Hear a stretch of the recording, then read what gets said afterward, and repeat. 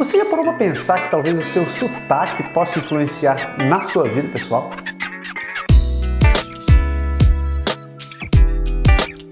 Então olha só que interessante, eu li uma matéria essa semana onde uma professora de Toronto, que dá aula na Universidade de Ryerson, ela tem um feedback um tanto quanto peculiar em relação aos alunos dela. Ela é professora de História, nasceu na China, mais especificamente na Mongólia, e obviamente ela tem um sotaque um tanto quanto... What's your name? Me. Yes, you! I am me. He's me. And I'm you. carregado. Tem um site onde os alunos podem avaliar professores e faculdades, onde você pode colocar comentários a respeito dos professores ou das instituições de maneira anônima. O que parece é que no decorrer dos últimos anos essa professora realmente tem sofrido com esse tipo de comentário. Coisas como, por exemplo, evite ter aula com ela, ou você não vai entender nada do que ela fala, ou então é impossível entender o que ela fala, o sotaque dela é terrível e por aí vai.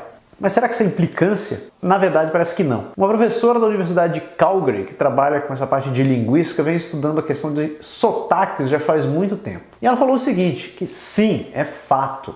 Quando você encontra com alguém que tem um sotaque carregado, independente do idioma que você fala, o fato de você ter esse sotaque carregado já traz a possibilidade de você criar uma imagem mais preconceituosa a respeito daquela pessoa. Eu sou rica! Ao que tudo indica, a gente tem um mecanismo onde se você conversa com alguém e essa pessoa não tem exatamente o mesmo nível ou as mesmas características que você quando você fala, você tende a desenvolver uma espécie de defesa inconsciente onde você automaticamente começa a pré-julgar aquela pessoa. Ela não é capaz de me compreender corretamente, ou essa outra pessoa talvez seja uma ignorante, ou pior que isso, essa pessoa não é de confiança. Sinistro, né? Segundo essa professora que vem estudando essa questão dos sotaques há mais de 20 anos, isso acontece principalmente porque as pessoas que entram em contato com pessoas com sotaques diferentes não têm esse contato mais rotineiramente, eles não desenvolveram essa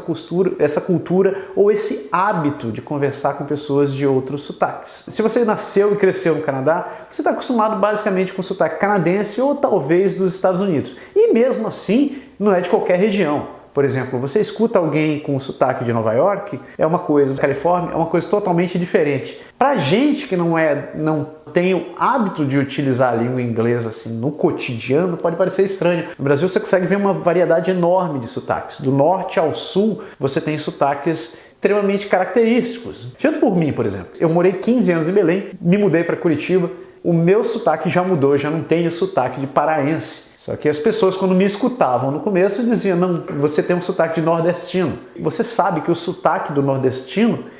Você que é turista, vem de fora e quer falar igual um cearense, você fala sempre assim, ó. É isso aí, mano. E junta as palavras tudo bem errado. Mas isso aí, mas você já tá tudo errado aí, doido. Mano. Ele é bem diferente do paraense. Tu já tá te maquiando de novo?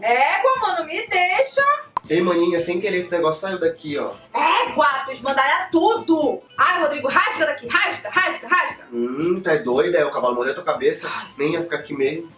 E olha só o que é mais interessante. Dentro do próprio Nordeste, existem sotaques bem mais específicos. Então você tem o sotaque de Fortaleza é uma coisa, o sotaque de Recife é outra coisa, o sotaque de Salvador é outra coisa e por aí vai. Só que para quem não tem o hábito de conversar com pessoas dessas regiões especificamente, você acaba englobando dentro de uma característica geral. Você conversa com alguém da Bahia, por exemplo, ele não é da Bahia, ele é do Nordeste. Você conversa com alguém de Fortaleza? Não, ele é do Nordeste. Por quê? Não é uma questão de preconceito ou prejulgar, mas é simplesmente o fato de você não estar acostumado a conversar com pessoas com sotaques diferentes do seu. A gente tende a encaixar as pessoas nessa característica quando a gente identifica que a outra parte tem um vocabulário talvez não tão bom ou não tão rico, ou talvez quando você tem alguns erros gramaticais, como por exemplo, minha pé, meu cabeça, ou a vassoura do erebador, né?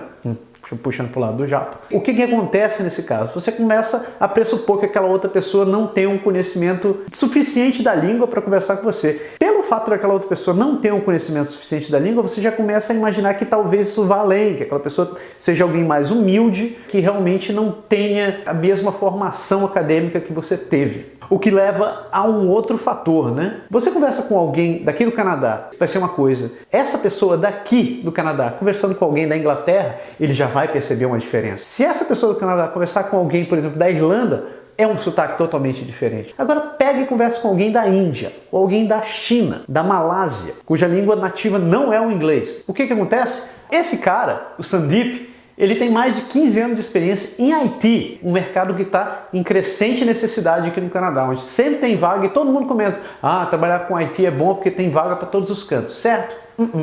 Não no caso do Sandeep. Apesar da experiência profissional dele, apesar de todo o background que ele tem, ele vem relatando que desde 2014 ele vem passando por sérios problemas para conseguir passar aquela etapa do processo de contratação.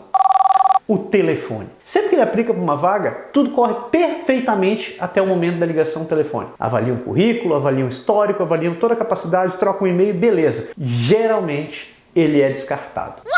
Uma das coisas que, honestamente, eu levo em consideração é a clareza com que a pessoa fala. Uma coisa é você ter sotaque, é outra coisa é você ter clareza na sua dicção. Eu posso estar falando um inglês errado, mas eu sou capaz de me expressar. But I just see you. É bem diferente de, por exemplo, se eu começasse a falar dessa maneira aqui, vocês iam ficar tentando entender o que raios eu estou falando, mas eu não consigo mexer a minha boca. E isso acontece também no inglês. A questão da dicção faz uma diferença desgraçada. O que acontece nesses casos? É difícil, muito difícil, você conseguir se conectar com ele. Muitas vezes acaba aquele problema de você pressupõe o que ele falou, a gente acaba perdendo muito tempo. Isso é ruim? Pô, no dia a dia é ruim, porque você acaba perdendo tempo realmente, né? E no trabalho ainda mais, o que a gente está pensando mais é produtividade. Você começar a perder tempo em tentar entender outra pessoa, isso é complexo. Quer ver alguns sinais bem interessantes quando a pessoa não está te entendendo e não fica muito claro para você que ela não está te entendendo?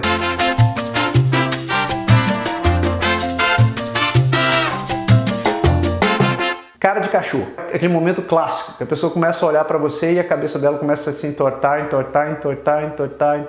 Sabe cachorro, quando você começa a conversar com ele, ele vira a cabeça? Mesma coisa. Isso é clássico. Sobrancelhas arqueadas. É aquele típico momento Spock, sabe? Você começa a levantar a sobrancelha mais, ou então o contrário, você começa a ficar...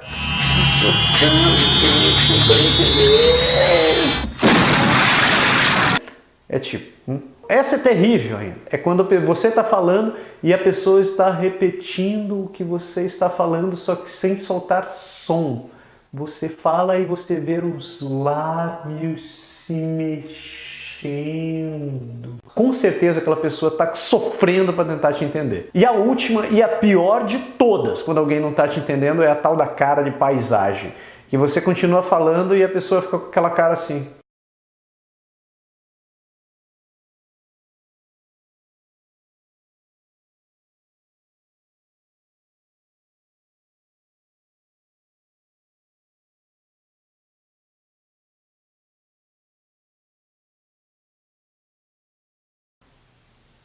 Então, se você passou por qualquer uma dessas 4 situações, tenha certeza, a pessoa do outro lado com quem você está conversando não está te entendendo mesmo. É duro, é duro. Exercite a sua boca. Nunca é demais abrir a boca para falar, né? Pode não ser perfeito, mas ajuda. Ajuda pra cacete.